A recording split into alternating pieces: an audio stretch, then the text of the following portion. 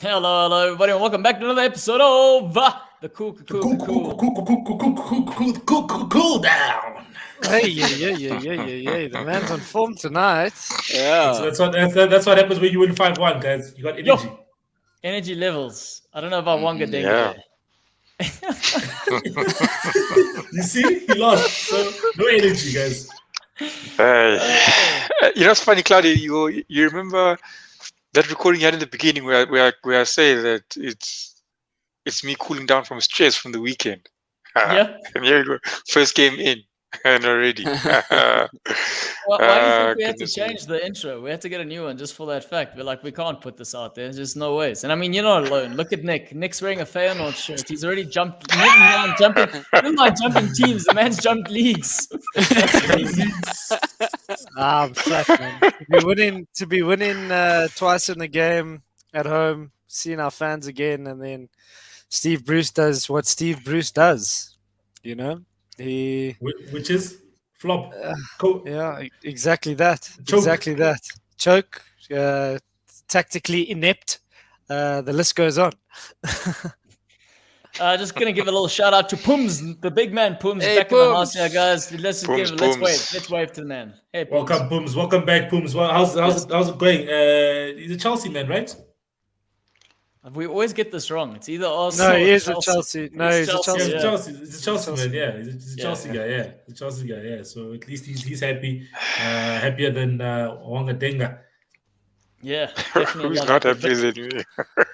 Or Nick, yeah. All right, gents, but this is the first episode back for the new season. We're going to cover the games that happened over the past weekend like we do. We're going to look and discuss the results or look into the games. There we go. Pum's giving us confirmation there, Chelsea. Also, if you are in the comments, don't be shy. Chat to us. Pums is always here, so keep him company too. We don't want him to be alone, but we're going to talk about the first game. There's a reason I open up with Arsenal, because that was the opening game of the season.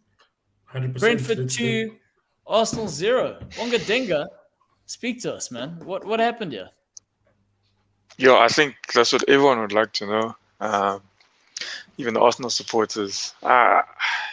You know, even before the game, you had this feeling that yes, Brentford could take it, and them actually taking it was, I think that even felt even worse.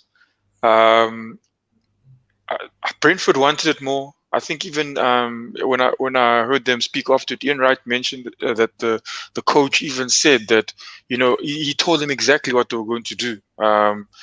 And in what he was saying is like, you know, target, the shaky areas like Xhaka, put pressure on him when he has the ball. And why would he say that? Why would he say target Xhaka? Because he knows that's a weakness in the team. You know, there are times he makes, you know, careless mistakes. I still struggle to understand why Teta wanted to bring him back in the team so bad when he had a chance to sell him. Because you have no leaders, bro. You have no leaders. Yeah, at least, no senior players. Listen, the one thing with Xhaka I'll give to him, right, is that, okay, cool, maybe for Arsenal he hasn't always been the best, but at least he does have some leadership qualities, and he is he was a former captain of the club, and he's the captain of Switzerland, and he is a leader. You don't have any leaders. Take out Xhaka, you've got 0. Yep. Guys, I don't know. I think I so he can somehow be a weak feel link, that but at least he's got heart. I would give the armband to Tierney. The stuff that we're doing now. No way. I would give it to Tierney. He had the armband on the day, Celo. And for me, a captain, he needs to be on top of his game. I get there'll be days. I mean, Steven Gerrard also had that time when he slipped. But Xhaka's too often. I think I did tell you guys that he has the most mistakes leading to goals by any player. That's Xhaka.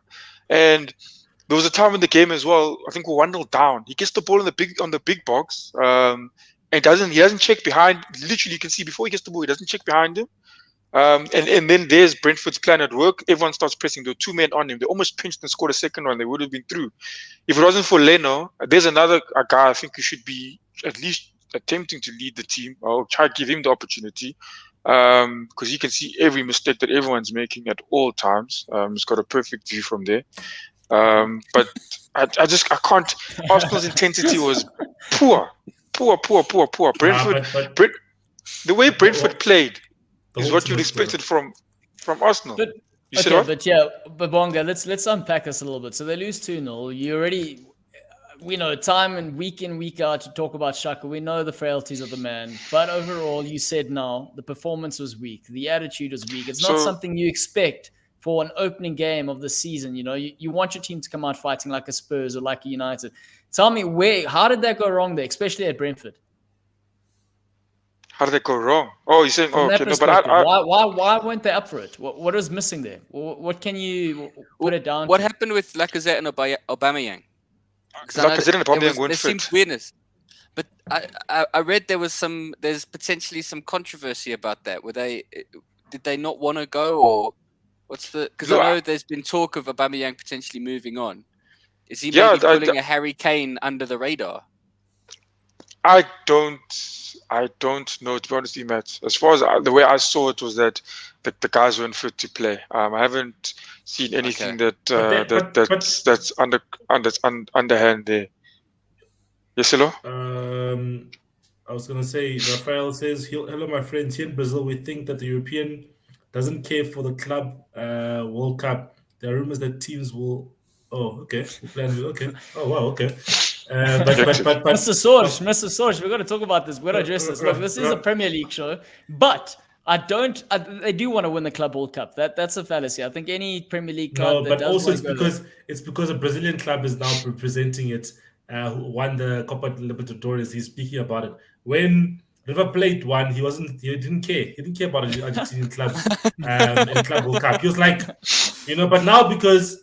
Brazil are in it. Yeah, there we go. I'm trying to remember which one is it. Is it Internazionale? But yeah, one of these Brazilian clubs are the ones that won Copa. And now they're probably saying, but listen, going back to Arsenal, I'm very surprised that those two players are they not fit, or did they have a bit of an injury?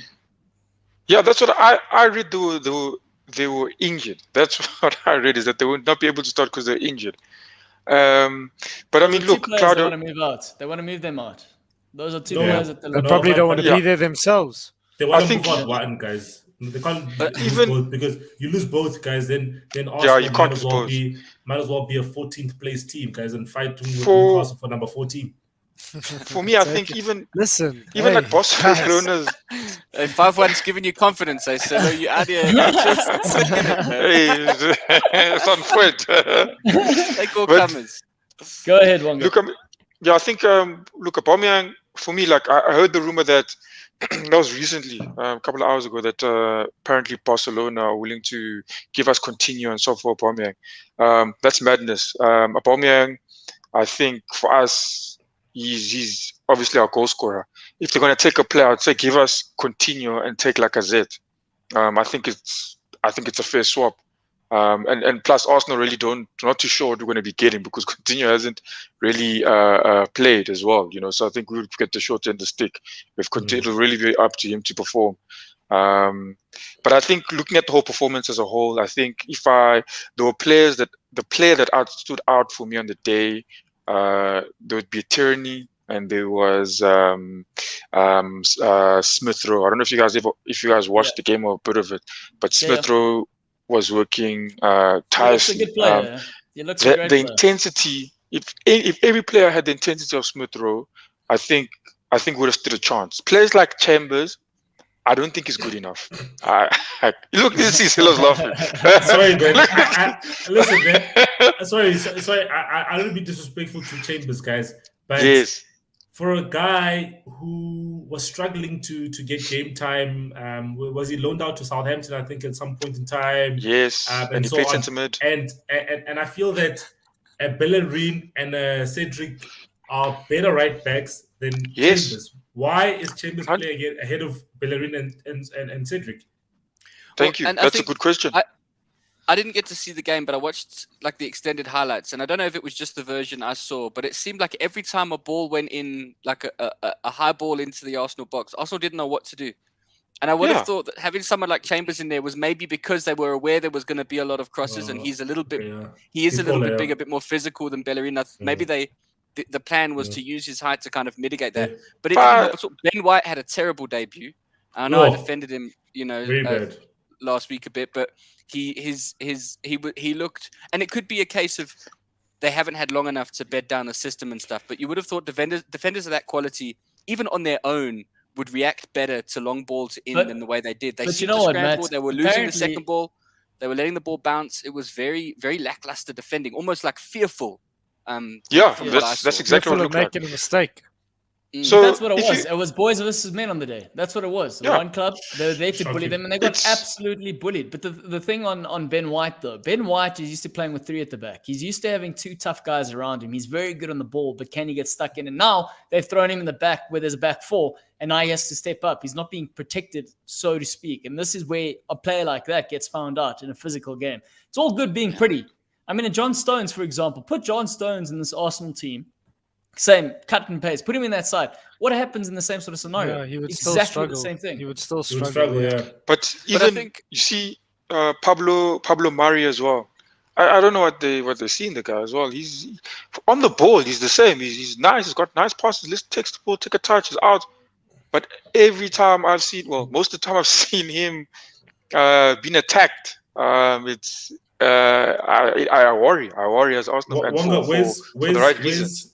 Wonga, where's Gabriel Magalhaes? Because he was in the Olympic team squad, but he didn't play at the Olympics. Was he injured or something? What happened to him? That's what I also don't know. I genuinely don't know. So they just said I also saw that he was unavailable. I don't know if it was injured or what. I just saw. He didn't answer his phone or what? Something must be wrong with him because he didn't play at the Olympics. Maybe our Brazilian friend can let us know. Rafael, do you know what's wrong with Gabriel Magalhaes? I'm probably even saying it wrong because I've heard it's not said like that. But Rafael can help us out there. Just to finish off, I don't stay too much on the cloud. I don't want to say everything was negative, but again, I said Tierney, Smith Rowe. Who knows why Saka started on the bench? Pepe again. Like I said at the end of last season, he started last season. He ended off the season, I think, on a high. He was getting goals. Not a good start for me for this year. But again, I would have started Saka instead of the guy. I think they are really trying to push. That's the problem with his obviously his price tag. So here's the thing, though. Okay, continue. Just one more. Lukonga. I don't know if you guys saw him. I was very, very happy with what I saw on Lukonga. I think he's a good. It's the first time I watched him play, and I'm happy with it. And I think if who's this Partey is well, Arteta needs he can't be play for me. Take off Xhaka. Let's try something without him. Get the right players on. Get. I mean, if Gabriel's fit, let's get Gabriel. Not play Chambers. Play Cedric. Bellerin's been quiet even on social media as well, so we don't know what's happening with him. Last post he had. He's not even bundling. He's not even bundling. Damn. No, there's no post. He's come out today. He wants to leave. He's literally said. He said on. Oh, really? Yeah. But I'm happy with that. I think he needs to go. I'm happy with that. We've got Cedric. Maybe we'll find another backup. But Chambers, no, not Chambers. Chambers is like last resort. But yeah, I think what Jason is asking there is a very valid question. I think in the last show we spoke about Liverpool's 12th man, but I think that Claudio forgot that other teams also have 12 men. So what do you guys think of Brentford's fans? I think that galvanized them, guys. Yes. It's the first time in 71 years they've been in the Premier League, and that just gave them the energy. You know what I mean? I'm sure Nick wishes that his fans could have galvanized his team like that, but obviously I think the quality of players and the heart is not there. And the coach as well. The quality of coach is not the same as Brentford. Yeah, I was going to say Nick's problem is they've got the 12th man in the stands, but they've got a -3 sitting on the bench in charge of the team. So it's like they still got to with 9. They got 9. Oh shit! But just to round off here on the Arsenal conversation, they lose this game to Brentford. The next 2 games are Chelsea, Man City. We did speak about the sacking of other coaches. Realistically speaking, after 3 games, they could have 0 points. That's more than likely. That the probability is quite high with regards to that. What happens if this man doesn't?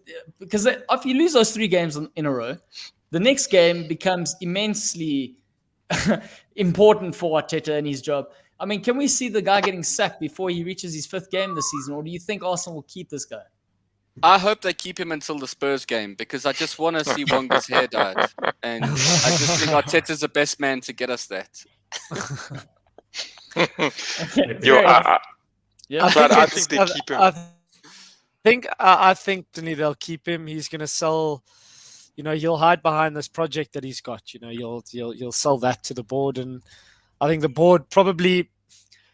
Is he the right man? I don't know, but do you judge a man 3 games in? Obviously, you've lost the first one against newly promoted team, but then you play against City and Chelsea. It's a little bit. It's quite a tough way to gauge whether or not he is the right man if you are in that board position. But he would be sort of walking a tightrope because obviously you all know there's no time in football, and the Arsenal fans are fed up. I would also be fed up if I was in their shoes, from where they were, in the last 15, 20 years to where they are currently. They are a very beatable team, I think, for anybody. Even Newcastle. Even you, It's not a joke. It's true.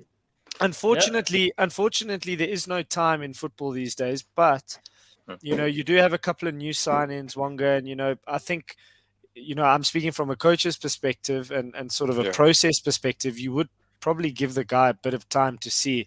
You probably then not really look at the results as much, and you see if the process that he's actually trying to get across is actually coming through in the way they play. But that can only work for so long because you can play nice football and get processes bedded in. But if you're not getting results, it's a little bit tough. Look, Nick, I you see the thing with Arteta's process is that if it's what I'm seeing, the honest truth is, as a fan, I'm worried. So if I watched Man United, You're only worried now. No. Look, I've been worried. I mean, since last year, I watched Man United. I watched Liverpool play. I watched the Tottenham game. I watched a bit of Newcastle as well. I saw the teams. Oaks, as soon as Arsenal, as soon as we get in that final third, we want to be passing the ball again back to the other side. If you look at when I looked at those, obviously the top 4 teams playing. Every time they got to that big box, as soon as they got in there, it was maybe 1, 2, 3. 3, if I'll say, is too much even. And already there's a shot being taken. Son, how many times does Son take shots before he actually scored his goal? There were times he maybe could have passed, maybe didn't look, but he knew that, look, as soon as I get in this final third, I have to use this opportunity, have to get it done. Arsenal are trying to open. It's difficult enough. Teams are able to put numbers at the back. It's going to be difficult for you to score, but Arsenal wait for that. But again, the way we played, I think Burnley, I know Burnley are writing it off. Burnley we play after we play Norwich. After this Man City, it's Norwich, and then it's Burnley. I think Burnley again, if we concede goals like this, Burnley's going to be a problem. You think they're probably also going to invent, add long throws into their game as well after seeing that goal. They'll try it against us. 100%. Well, here's the thing, though. It's exactly to that point. We were talking about Burnley getting relegated, but as long as Arsenal on the team, there are points to be had for them. But we're going to move on. We're going to move on and say, okay, Man United 5, Leeds 1. Nick's been been banging this drum rather this whole last season. Leeds are going to get found out. Is this them getting found out at Old Trafford with a lot of fans at the stadium there? Silo, you might as well kick us off here. Yeah, I just wanna touch on what what's this? Kola just said now about the you guys see that, right? Wonga, you see that most just I see that. I start. You see that, right? But it's not the most surprising news. Let's be honest. It's not the most surprising news. I think Barcelona doesn't have money to buy a player, I don't know if I don't know where they'll get money to buy anyone. They're even struggling to register the players. But Old Trafford, I'm happy. It was a good day for us. I think with Leeds, you get that, Nick has said it, too many times that Leeds are quite an open team, and they are a team where you can score a 5 against them, a 5-1, a 5-4, a 5-2, a 5-3, or lose 4-3 to them. I think what I like the most about, United on the day is the fact that when they got the opportunities up front, they took advantage and scored the goals. Sometimes you get the opportunities and you miss your chances, but I was still not happy with the conceding of the goal, even though it was a great goal. De Gea couldn't do anything. I just want us to have as he hit that ball, he just ran away and knew it scored. Exactly, it was class. You know what I mean? It was going away from De Gea. So De Gea, no matter how far he dived, The ball was just going away from him, and he just couldn't get to it. So I feel that was a great performance. Pogba 4 assists, Bruno hat-trick, Greenwood great game. You know what I mean? I think, but we just need to make sure the next game we're playing away Southampton. Let's do all again. Wolves, you know what I mean? And there's going to be a period in October where we play Leicester, Liverpool, Spurs, and City. All those 4 teams in a row. So we need to make sure these first few games where we've got I think we've got after Wolves, we've got a Villa. We also have Everton also in our first 6 or 7 games. So we need to make sure our first 6 or 7 games, we get maximum points, so that when we get to the tough assignments against the other top 6 sides, then we can at least go in there, being in a decent position on the log. I was very, very, very impressed with the speed at which Man United played, especially, from the fullbacks into midfield. And as soon as they identified the space in behind, the balls were just moving. And they weren't sort of the opposite to what Wonga was saying, trying to pass the ball in the final third with no real direction. But I mean, they were receiving the ball in deeper areas and sort of feeding them, feeding their players at the right moments. But obviously it did play into, Leeds sort of style, sort of played into that. And so credit to Man United for taking advantage of it. And listen, touching on Leeds again, don't get me wrong, I do feel that they are a class side, and what they've done in the last 2 seasons is quite incredible, getting promoted and sort of having the season that they had. But I question the manager's tactics, especially when you concede the third and then the fourth. Even the second and the third, you think to yourself, don't you want to shut up shop a little bit here? Because if it's 2-1 or 3-1, you still have a chance, especially scoring when they did score. And I mean, their fullbacks were so high at times, pressing incorrectly, I would say, because they were. Their triggers and their moments of pressing wasn't great. And I mean, the moment when Shaw passed that ball into midfield and Pogba fed Greenwood in, I was like, wow, that was great. But I mean, the press on for Shaw was not on at all, and they were just completely exposed. So I just say it again with Leeds, I think they've got all the ingredients to be a great team, but they need to decide and pick their moments when they go full throttle, and when they can just say, listen, a point away from home at Old Trafford is a decent result, and we can maybe take it. If they sat in a bit deeper and controlled the game a little bit more, it could have frustrated a Man United and maybe come away with something. But as soon as you go gung ho against good teams like Man United, you are going to get hurt, and that's exactly what happened. But credit to you guys, I was very impressed. I was very impressed with you guys. Yes, Silo, tell me, do you agree with what did the Man United fans say about Pogba's performance? Because I just saw the interview. I don't know if you guys saw Graham Souness when they asked him. He should have got 5 assists. Why did he only get 4 for 89 million pounds? That was on coach game, man. That guy is like he's worth 100 million pounds. What do you expect? He's supposed to give you 4 assists. That's the only comment he had. And I'll just touch on that whole discussion that they had there with Gary Neville and Micah Richards. I think it is a double standard, especially from Gary Neville. Yeah. Gary Neville loves Harry Kane. He loves Harry Kane, and it seems like they've got a certain friendship that they have. So he never wants to say anything bad. He always kind of caveats it and says, "Oh no, Harry Kane's like a model." us, it's not definitely like us. I think we're friends, but you will talk shit about me in front of everyone. Exactly, but I'll talk shit about you. I'll tell guys that, hey man, look at Claudia's haircut. Look at that. What's that thing going on his face? I'll say it like it is. So Gary Neville and Harry Kane, it's the uncut. It's not uncut like it is for us. No, it's not uncut at all, man. So he literally says. That Harry Kane's a model professional. He doesn't drink. He trains every day. He's a great man. You know what I mean? And but he's going about this the wrong way. Okay, cool. But why did you have to say all the other stuff before you kind of have to then say he's doing the wrong thing? Whereas Paul Pogba is playing for Man United. He hasn't signed a contract, which is okay to do because your contract ends at a certain point, and he's fulfilling his contract. And at that point in time, he can decide whether he wants to extend his contract or not. You know what I mean? But Harry Kane 100%. didn't show up and came back late from holiday and all that stuff. You know what I mean? So I think that whole conversation just to kind of shows like a pundit like a Graham Souness just doesn't like Pogba. First of all, he plays for his biggest rival, and I don't know if he doesn't understand Pogba as a person, or I don't know. No, I actually hate him. I don't know what it is, but I think it's hate. I think a lot of people. I think it's I think a lot of people haven't appreciated what Pogba's been doing his whole time at United. I mean, on the weekend he got 4 assists, but the truth is he's been playing passes like that. He's been creating chances like that his whole time.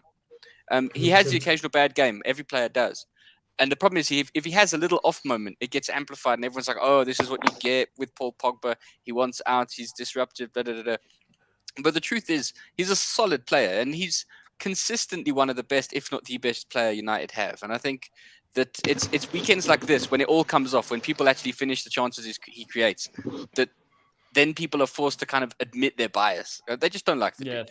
And that's what it is. And 100%. And I think how many sides in the top 4 in England or the top 4 across the major 5 leagues, how many of them would take Pogba in a heartbit? I don't see many of those sides turning him down. Look at the biggest sides across Europe now; they'd all take him. And I just want to say the last thing, Claudio, is that also people forget that Pogba has played under different managers at Man United and different positions. Pogba's not just played striker at Man United. You know what I mean? If he was a striker, he's played as a 6 deeper. He's played as a 10 when he had when he was in the team of the season, because there was a season where Pogba was in the Premier League team of the season. Word is Wanga's cold. Yes, he's hoping to get warmth from the team here, but we're not getting him any warmth. We're still trying to get his beanie sponsored. We're still waiting for those sponsors to come through. Sponsored, trying to get his beanie sponsored. So it is cold. He's had different managers at Man United, and I think the thing is that obviously that he's had to play different roles. Different things have been expected of him. Also, Mourinho was saying bad things about him. So you don't feel loved as a player as well. They had a fallout, and then when Solskjaer came in, he started playing very well again, type of thing. But it's because the manager changed, And Pogba, I think at the end of the day, one of his biggest goals at Man United as well is that he wants to win a Premier League or a Champions League. He wants to win something. Pogba's never won a Champions League. He wants to win a Champions League. That's what he wants. He wants to win it, and he wants to be in a position. He wants to be in a team that can win. But previously, Man United didn't have the correct team to support him and to. So are you guys? saying He was celebrating. He was celebrating. Yeah. He was celebrating, copying Bruno's celebration. Pogba was very happy. So this is I think this is a nail on the head, and I think this is where the criticism gets amplified, because we all know he's a player that shows up when he feels like showing up. And maybe to a certain extent with these other things that are happening, him playing in different positions, him not feeling the players around him are good enough, the contract talks, all these things kind of influence his performance. So maybe to a certain extent, him having a player like Bruno now, suddenly, the man is banging. All of a sudden we're seeing a different Pogba. Maybe the signings that they've made, and with the fact that categorically we know now he's not going to PSG, maybe these are psychological pillars, so to speak, in his game that have been the huge turning point for him, that we saw this performance. Now, I think the biggest question for United and for any possible title challenge, is how do they keep this Pogba going regardless of what happens? And that's for me is going to be the difference between the 100 million. We know, Matt, you've commented he does this, but can he do this consistently? And for me, I was blown away by the performance. I was like, shit, this is finally the Pogba that I want to be seeing. So can he do it? I think at United there's a bigger question than just Pogba. I think what we're seeing here is an evolution of the entire side. Remember, we used to talk about Ole not being ready for this, whatever.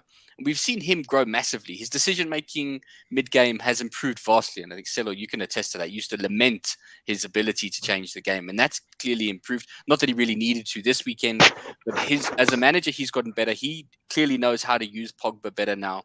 Pogba's got better players around him. The whole squad has kind of aged and evolved. You look at the maturity players like Rashford have started displaying over the last year or so. And I think that all of that culminating together is really kind of a perfect storm for United. There's still question marks over certain things. Like you said, can Pogba maintain his consistency? Is Ole going to have a brain fart halfway through the season? Are they going to find a spot for Donny? There's a whole load of things. There are questions about the side, but I would say they're looking a lot stronger now than they were this time last season. And I think that bodes well for players like Pogba, who do need to be surrounded with talent. The ability he can put his head up and look around. There's Fernandes, there's Sancho, there's Greenwood, who's just such a phenomenal that natural finishing that he's got. That's that stuff you can't teach. He's got it in spades. And now that they're finding a way to unleash him a little bit, I think it's the rest of the league should be a little bit scared. Yeah, I'll tell you what I didn't like about United was that they looked entertaining. And for me, that's I'm going to be honest. That's a worry from my perspective. That's a worry because if they're playing like that, that means they're enjoying themselves. And if the players are enjoying themselves, they're gonna be threatening. And that's for me. They looked just menacing every time they were going forward. And obviously, I mean, maybe we're getting too excited because it was against a side that doesn't exactly like to close shop, like Nick says. So maybe it was just them really exploiting the fact. But nonetheless, I didn't like that fact. No, the bigger test will come. Yeah. Bigger test will come. Look, we got no Chelsea representative. Pums, you are on the line, so maybe you can give us some insightful comments. But from a Chelsea's perspective, 3-0 Crystal Palace. A lot of us did say that Crystal Palace were our favourites to get relegated, especially with Patrick Vieira and young players, etc., etc. But should we be surprised by this result? 3-0 Chelsea. Nah. Right, moving on then. I personally didn't watch a game, but I mean, if you had told me 3-0 before kickoff, I probably would have taken it. A new manager in the shape of Vieira, sort of finding his feet. He's had a sort of up and down managerial career so far already. And Chelsea coming off the Super Cup win, the Champions League win, and the abundance of talent that they have in their squad. I would have probably, said you were telling me the truth if that was the scoreline before kickoff. And what was what's quite interesting is that they didn't even have their star man Lukaku. And they're saving him for Arsenal. They scored 3 goals. No, they scored 3 goals. And what if you think about it, we spoke about it. I think all of us agreed except for Musa. Lukaku will probably score anywhere above 15 goals this season at least, in the Premier League. So you add, they score in 3 goals without him. You add his goals to it. They definitely are a contender at the end of the day. So, they will Man United, like Arsenal, will get tougher tests throughout the season. Arsenal should be a test for them. I think the game's this weekend, if I'm not mistaken. Yeah, Sunday. So they that you would think is probably a tougher test, London derby, but. Also one that suits. We're not sure. But but let's be. We're saying all these things about Arsenal, but this sort of game does suit Arteta because the expectations a lot less. Sits deeper, catches them on the count. Exactly. Same thing as Spurs. What Spurs did to Man City, I think Arsenal can do that to Chelsea because at the end of the day, guys, is that the Premier League has shown if you just have some bit of quality, you can actually win a game. So, if you got a team, Leeds have some quality in them. That's why they can actually win. You know what I mean? Newcastle don't win because Jolinton's not quality. You know what I mean? So we just need some quality in your team. And that's the question, is that Wonga will Lacazette, okay, but obviously now we can't go back to you. But, if you have Lacazette and Aubameyang in the side, that's a bit of quality. Your Smith Rose and your Sakas, that's the quality that you need.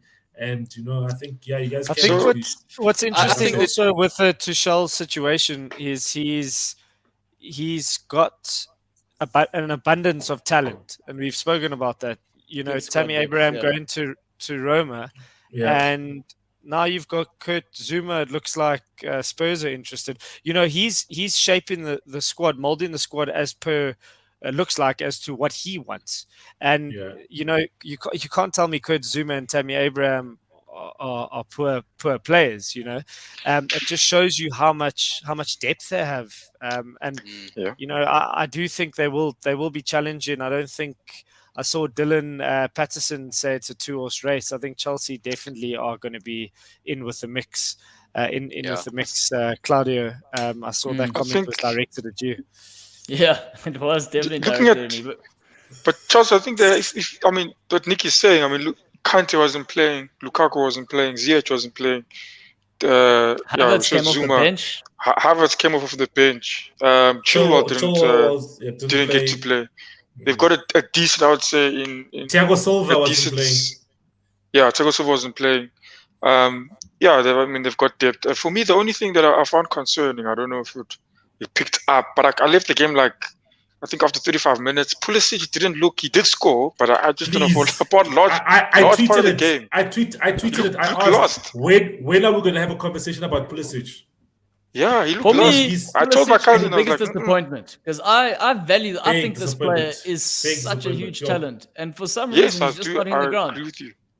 I do I think agree on that point I'll as well. go back to the point where if he had gone to, you guys are going to bash me for this, but I mean, I haven't gone to Liverpool. no, but I'm being serious though. You guys know a young player. Do you hear this guy? Okay, but Why don't we let's destroy the whole young league players. structure? Just give Liverpool England shirts, and you guys can fix football. But a young player, The family where club. would you guys want The a young family player club to go would have to, sorted him out. Family But club. Of course.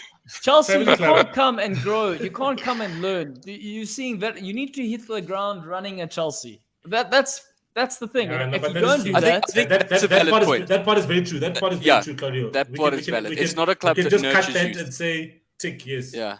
But he didn't just have to go to Liverpool. He could have gone to quite a few other sides who I mean, value Liverpool would have youth been a and- great option. You know, Because that's You could what have I'm said, saying. you could have said Man United I don't or even- something.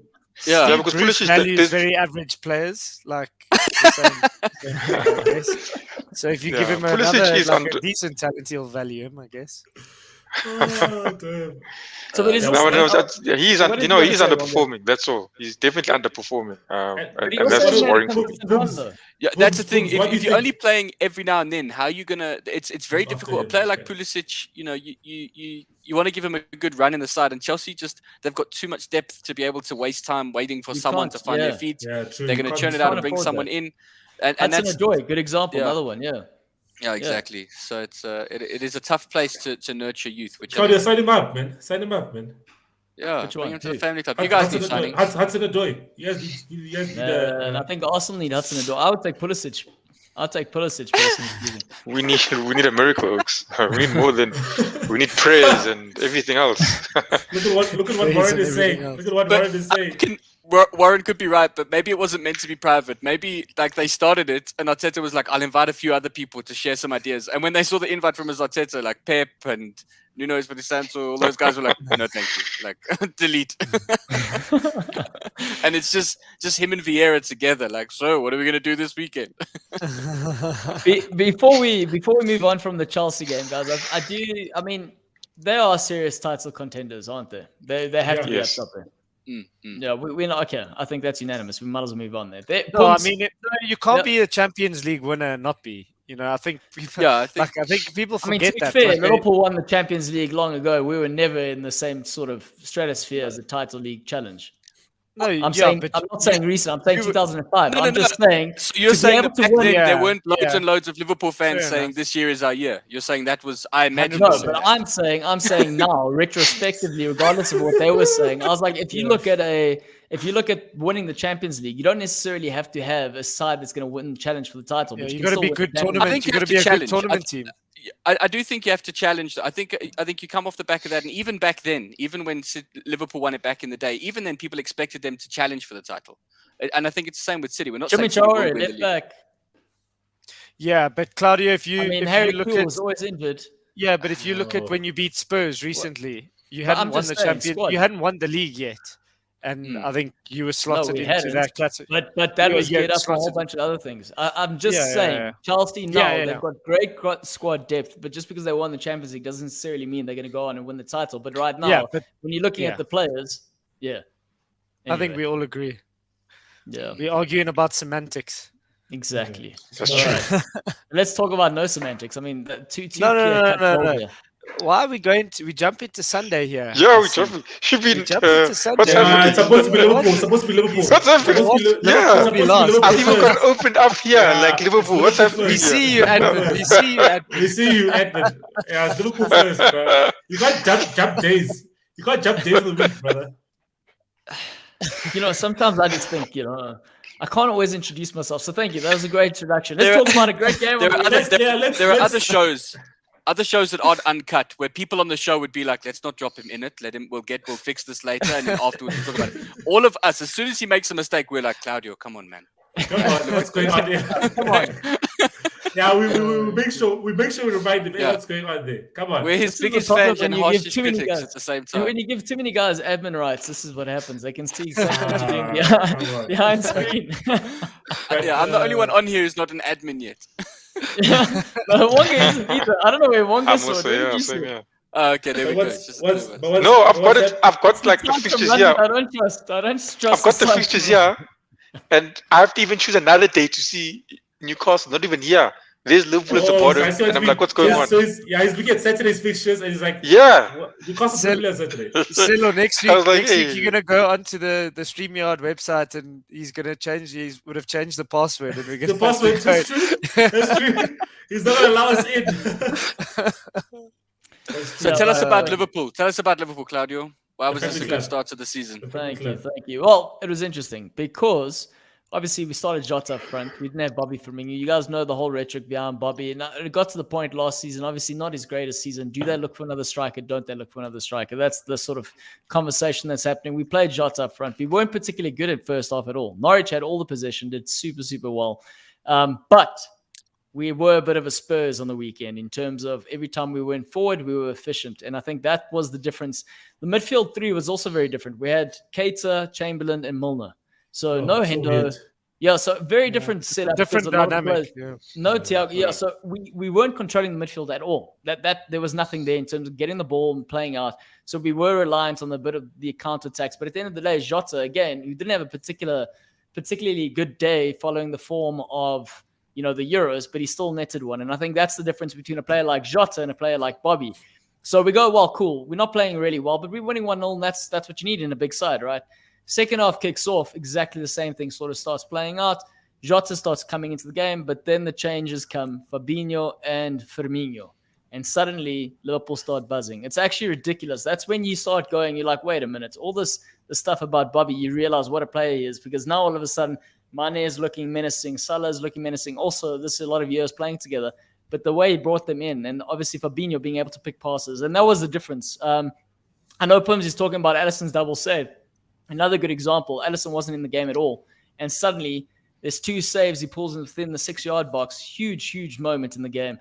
I don't necessarily think it would have impacted the result, but it would have put us under pressure. And again, that's the difference in the side. Otherwise, not much to talk about. I think it was a good routine sort of performance. The first goal, Jota's goal, was Salah passing to him, or was that not passing? Terrible touch. Yeah, I thought it was. Salah didn't pass, guys. Like he could have. No, he did. He did in the second half. He tried to pass to Mane. He should have shot. He should have scored. He could have got another one, and he passed. Yeah, that was. I couldn't believe it. I was like, wow, Salah can actually pass the ball to Mane. I was like, wow, he's a changed man. But I was like, oh no.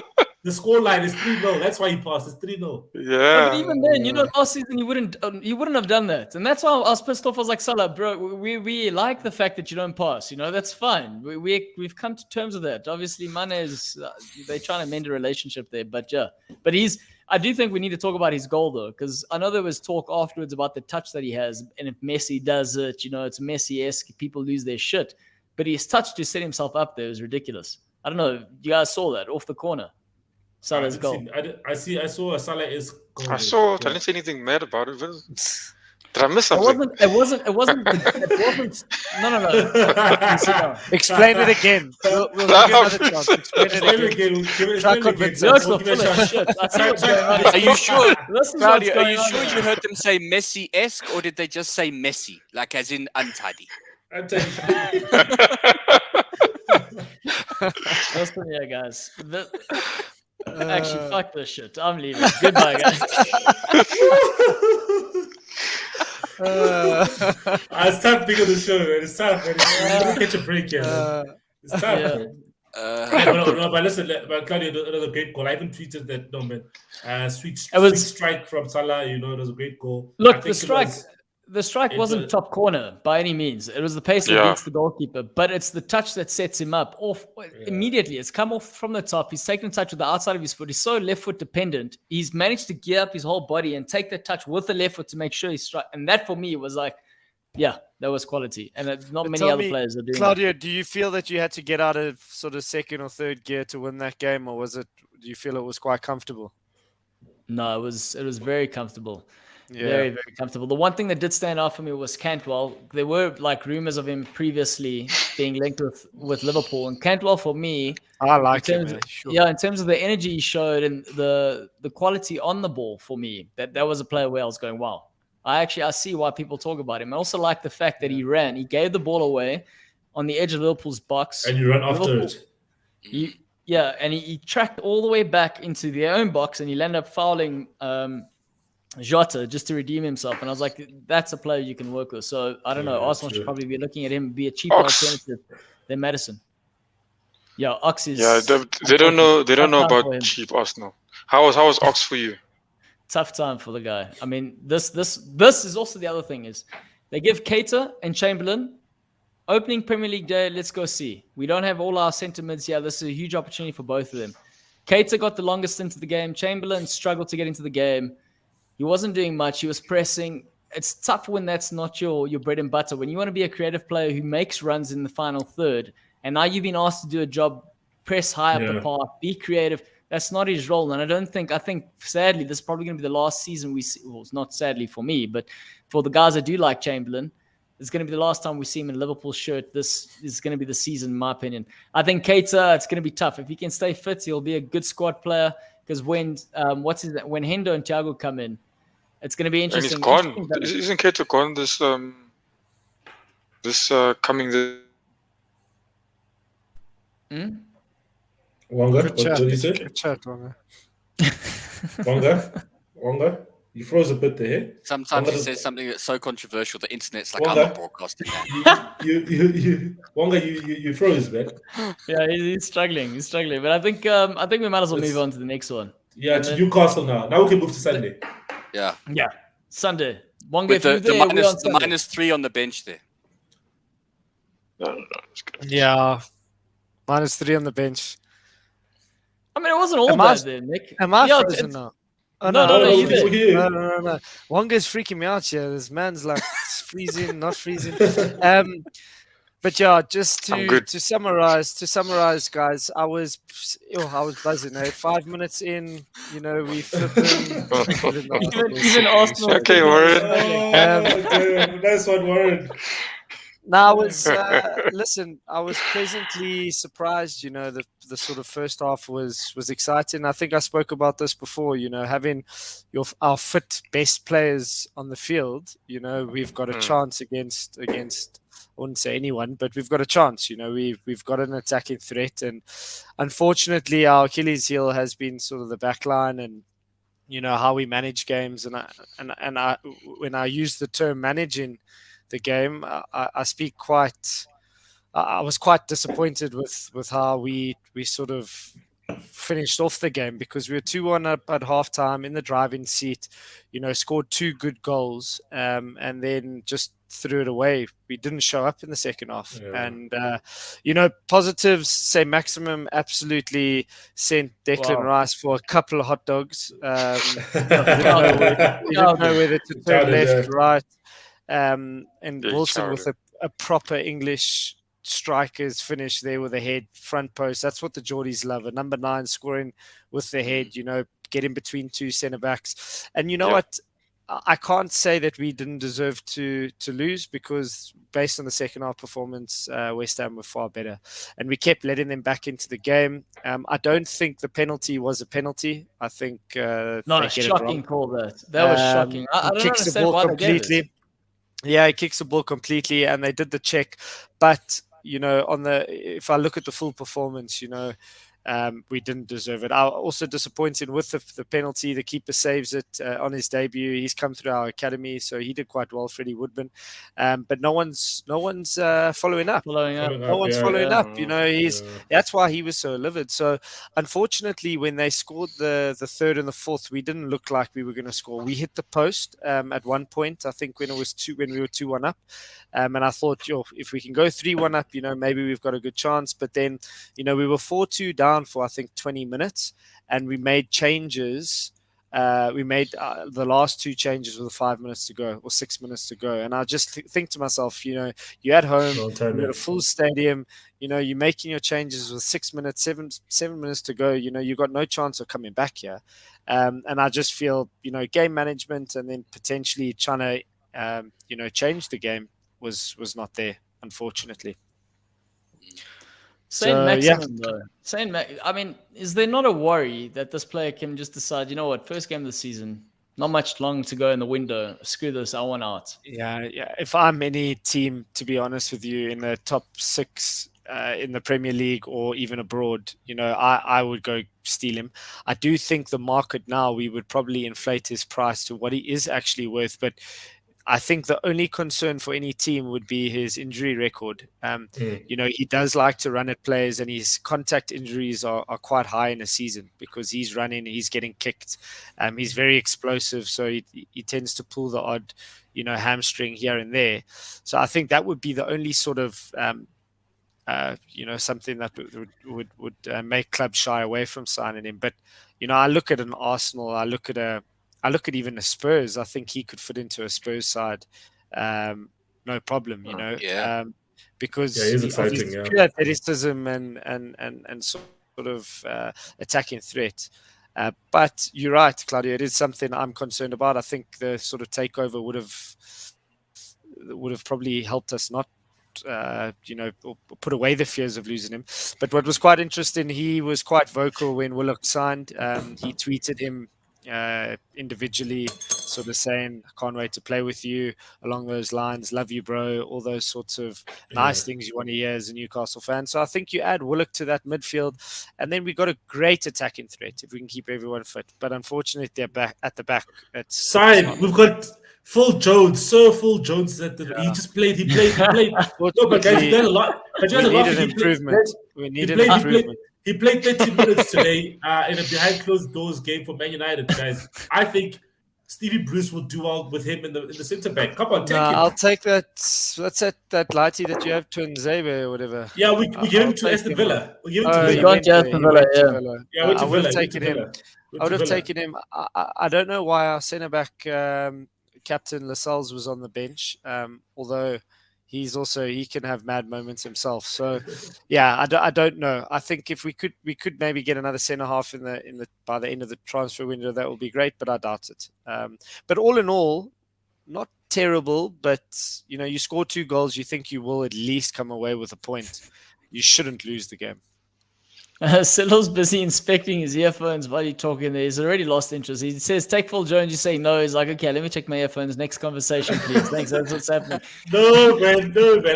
Listen. I think I'm trying to think who they can sign as a centre back on loan, for instance. It's very tough in the Premier League where there's not much options. Would you take a David Luiz?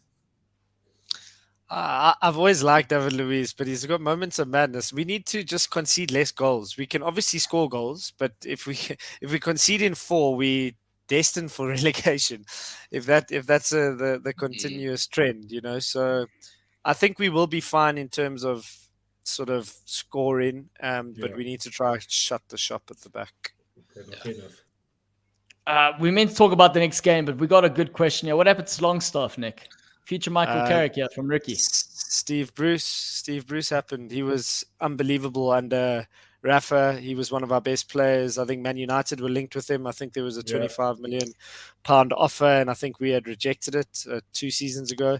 And he's not featured. I don't know if they've had a fallout. It's a bit strange because they're both Geordies, so you'd think they would get along.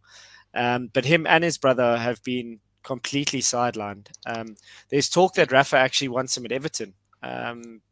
And listen, I wouldn't blame him because, he had a manager in Rafa who got the best out of him. And unfortunately, he just hasn't clicked with Bruce. And, I would tend to side with Longstaff in that situation because you all know what I think about Bruce.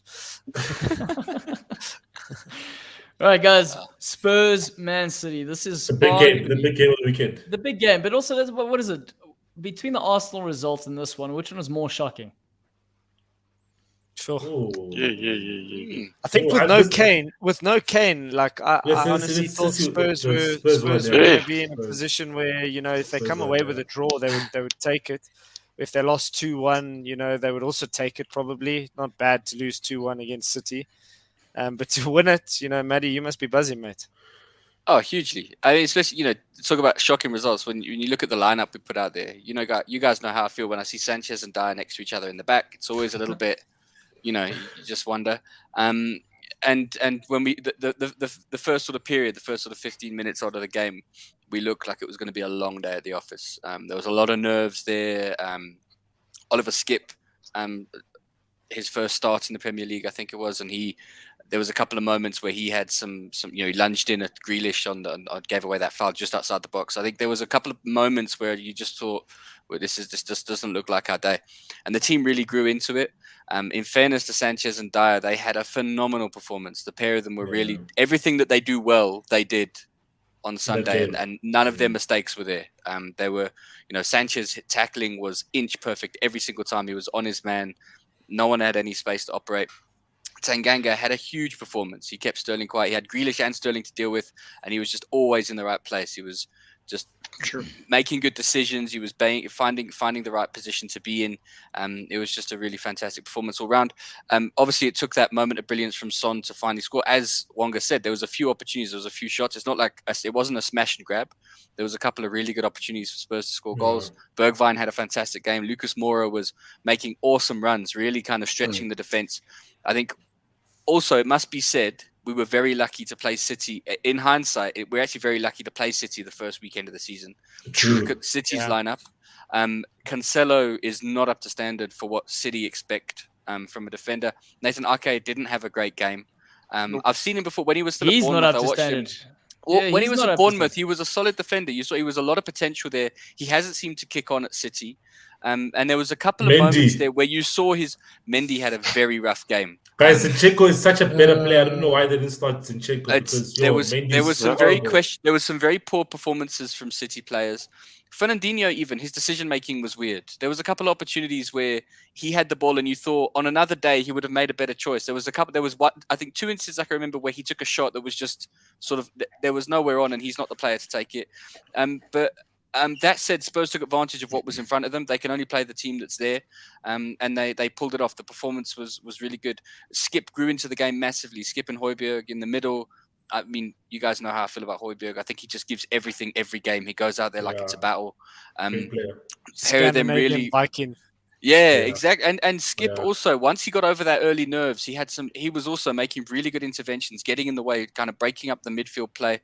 And I think it was just all in a really solid performance from Spurs. I do think City will play better than that. I'm not gonna, you know, knee-jerk reaction say we're going to win the league. I think there's a lot of football to be played. There'll be better versions of City that are going to come out during the course of the seasons, and Spurs will have tougher opposition.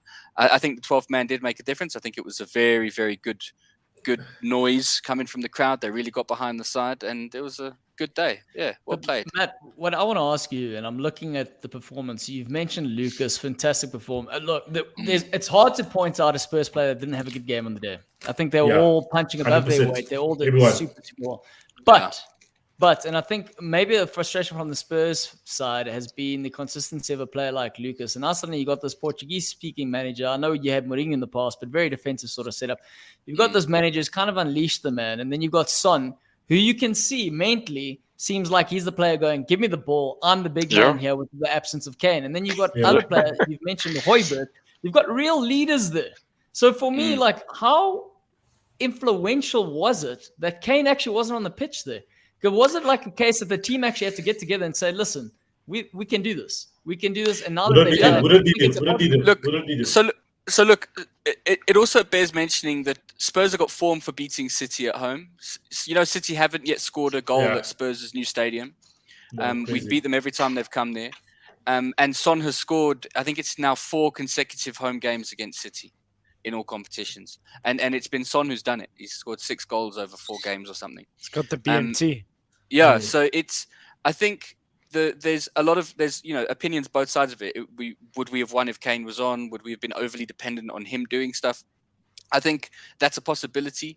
I still think over the course of a season, Spurs are going to be better with Kane in the side than out. But on Sunday, we didn't seem to suffer for him not being there. The team did pull together. I think it's shown and Spurs have always had a good squad togetherness type of culture. You don't often see Spurs kind of not pulling hard, even when there's a rough game and we're not playing well. The squad often.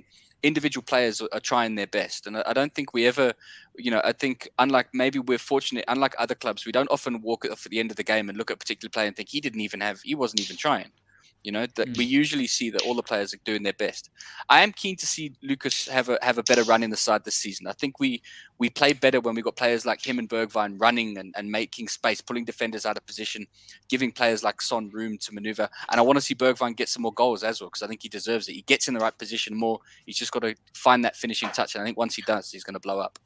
I think what's quite nice with this new manager, sorry, Claudio, is that he's in his first game, he's already found a solution to beat arguably the best team in the league without your best player. So he's got different solutions. Then obviously I'm almost certain he's got a game plan and that will involve Harry Kane if he is to stay.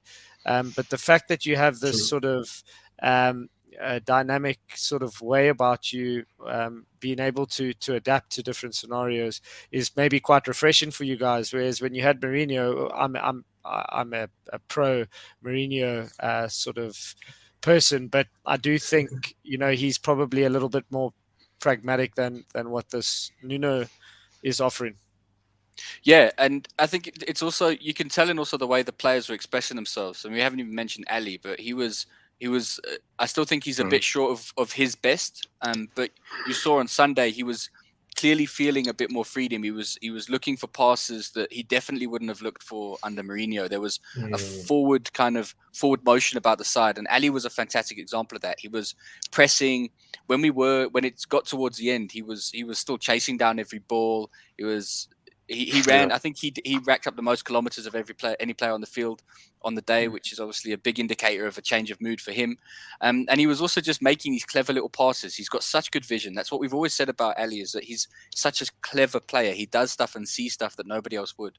And I think and we saw it pre-season. I watched quite a few of the friendlies, and it was clear that there was a different way about the Spurs side.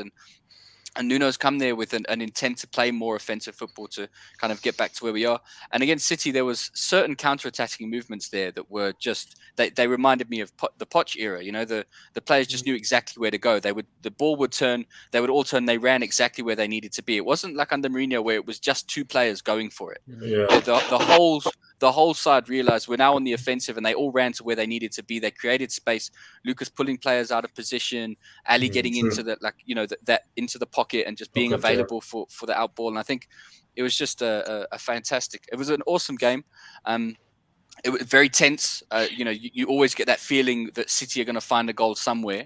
They finally brought on their striker in Gabriel Jesus, and he still didn't really. He didn't. I think City were a little bit off it. Like I said, I think City are going to play much better than they did on Sunday over the course of the season.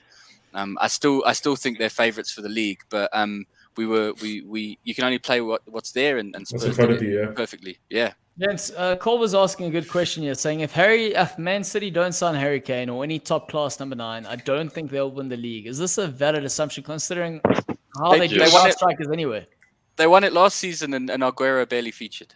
Yeah, but let's take into consideration Chelsea have gone out and gotten a striker. You got Man United have bolted up. I mean, these sides are looking really threatening. And if you look at it, Man City, you're playing, it's first game of the season. They're playing a Spurs, and they really, in that game, that 90-minute game, if we're being 100% honest with ourselves, they didn't test Loris. They didn't test Spurs. There was one save he made. It was like the Champions League final where they really didn't threaten Chelsea. You know what I mean? Sometimes that happens.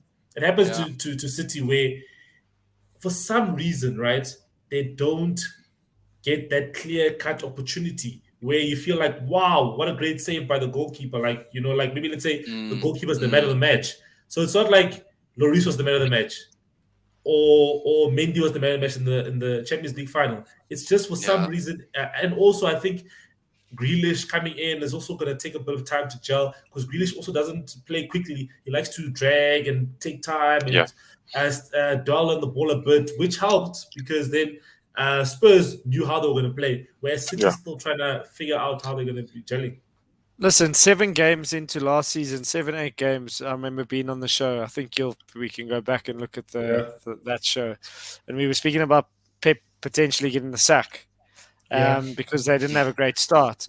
And I tend to agree with Matt. You know, to write them off because they might not have a striker, and they've really proven that they can do it. You know, they've got this Ferran Torres that's also coming towards the end of last season, banging in some goals. You know, Pep will have a plan. People have a plan with or without the top striker that we talk of. And true, 100%. They'll be there and thereabouts. Whether or not it will, Claudio's right. You know, the gap might be closing with the signings that Man United and Chelsea are making. And obviously Liverpool always there fighting. But they will be in the mix right towards the end of the season and more than likely at least to the last day of the season. No, definitely. I also agree. I think Man City definitely. I think Pep has shown it. There was a time where at Barcelona, he assessed Fabregas playing as a false nine. You know what I mean? I think he's shown in his time wherever he's managed that he can make do with the tools that he has. You know, especially if the other components are very strong, which he does have very strong components. You know, the fact that De Bruyne didn't start also helped because he added something different when he came on, and I think him being on the field would have been a different ball game, but obviously he wasn't fit to play 90 minutes. So I think definitely City are still the favourites because you can never count out the defending champions. You know what I mean? But I think that number 9 will get them the treble, for instance. You know what I mean? I feel. Yeah, I think there's obviously, you know, like I said, City they were a weakened side. I think you got De Bruyne to come back to full fitness. Diaz was on his own very much there. I think he was really the only defender who was really doing his job properly. And I think all of that stuff will contribute to them being stronger next week than they were this week and stronger again the following week. And also, as you said, Grealish will find his feet. He'll contribute more. I think this is a fantastic result for Spurs, but I don't think it's indicative of some sort of massive shift in power. I don't think that we're looking at now City dropping to 8th and Spurs winning the league. I think there's still a lot of football to be played. And Pep knows that. He's more experienced than anybody else, any other manager in the league at the moment in terms of how long a season is. And like you said, this time last season, we were writing City off. And I mean, last season was a complete mess. How many sides topped the table at some point or another? Everton, and then Spurs, City snuck at Spurs. Yeah, exactly. And then I think this season will be different.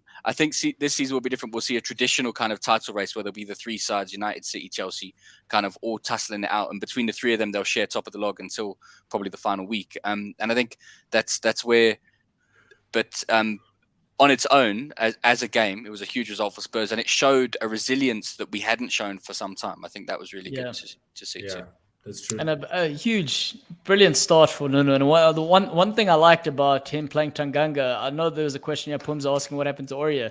But if you've got to consider Aurier or Doherty, both those two, they were never actually going to be considered for this tactical approach in how they set up for the game. And I think Tanganga was phenomenal in the day, especially, I mean, Matt, I told you before, that he wasn't just marking Grealish. He also had Sterling on the left. Those 2 players obviously doubled up with Højbjerg, but what a performance. So credit to Nuno. It looks promising. It actually looks Pochettino sort of. It's got a Pochettino sort of vibe to him, Nuno, in terms of what we're seeing, in terms of how he's approached with the Spurs squad. But on that note, guys, we're coming to the end of the show, so let's hear those final thoughts. We start off with Matt, seeing as it is a Spurs final chapter. Selo, Nick, and then Wonga. I'm just glad to have it back. Glad to have the proper sounds back. I'm glad it started with a win as well. I'm so glad I don't support Arsenal. I'm glad the Premier League is back. And just to answer Colin's question there around if City get Kane, will Man United get Haaland? I think it'll be very tough to get Haaland. I think that it's not a certainty. There's already rumors of Bayern will be going for him as well.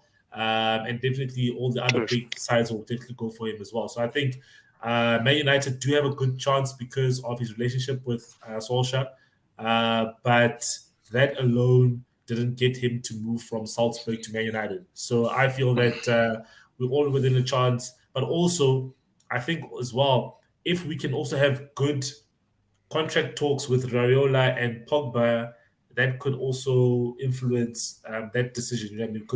Because he's the agent of Haaland as well. So let's see what happens, but it'll be a tough one. Yeah, I think from my side, it's back to the usual. More than likely, Nick is coming onto the show because he needs to speak about Newcastle losing. So that's back in action.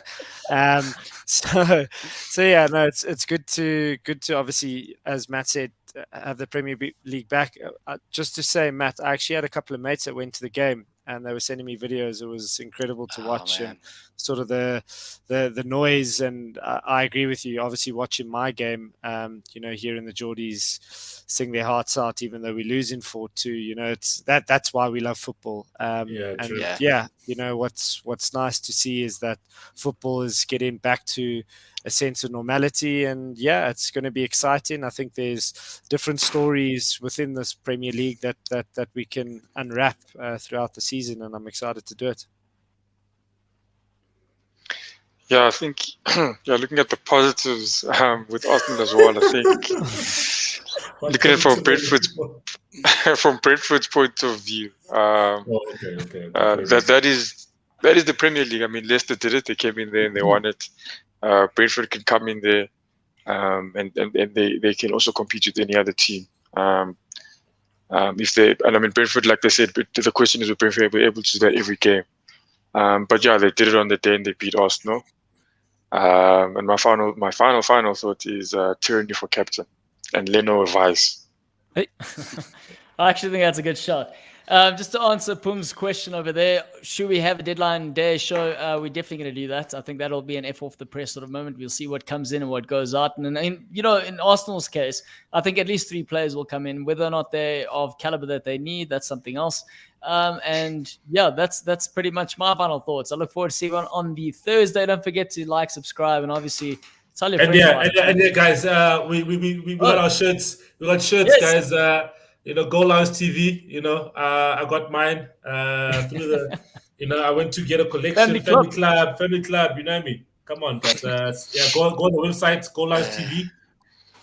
Yeah, Celo's right. Go to the website. You can get the shirts there. And Bob's your uncle. Be part of the club. Join us. Be part of the family club. Who doesn't want to be part of the family club? I don't know. Exactly. Yeah.